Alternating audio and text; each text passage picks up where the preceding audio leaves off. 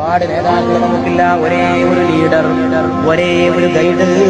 ഒരേ ഒരു വഴികാട്ടി. അത് മദീനയുടെ നിലാവാണ്, അത് ലോകത്തിന്റെ കാരുണ്യമാണ്, അത് ഭൂമിയുടെ ക്ഷമയാണ്, അത് മാനത്തിന്റെ വിശാലതയാണ്, അത് ആമിന ബീവിയുടെ മുത്തുമോനാണ്, അത് ഖദീജ ബീവിയുടെ പ്രിയപ്പെട്ട ഭർത്താവാണ്,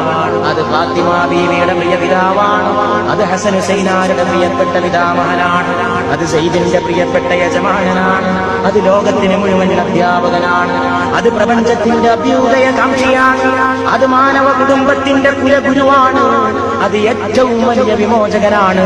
ഏറ്റവും വലിയ വിപ്ലവകാരിയാണ്, ഏറ്റവും വലിയ രാജപാത മനുഷ്യ സമുദായത്തിന് കാട്ടിക്കൊടുത്തോരാണ്, പാപികളുടെ രക്ഷകനാണ്, പാവപ്പെട്ടവന്റെ കാവൽക്കാരനാണ്, സ്ത്രീവർഗത്തിന്റെ വിമോചകനാണ്, തൊഴിലാളി വർഗത്തിന്റെ ഉത്ഥാനനായകനാണ്, പ്രപഞ്ചത്തിന്റെ അനുഗ്രഹമാണ്, പൂക്കളുടെ സുഗന്ധമാണ്, മുല്ലപ്പൂവിന്റെ മണമാണ്, റോസിന്റെ സുഗന്ധമാണ്, മറ്റു വല്ല പൂക്കളും ഉണ്ടെങ്കിൽ എല്ലാ പൂക്കളുടെയും നിറവും മണവും കൂട്ടിച്ചേർത്ത് വെച്ച മുഹമ്മദാണ്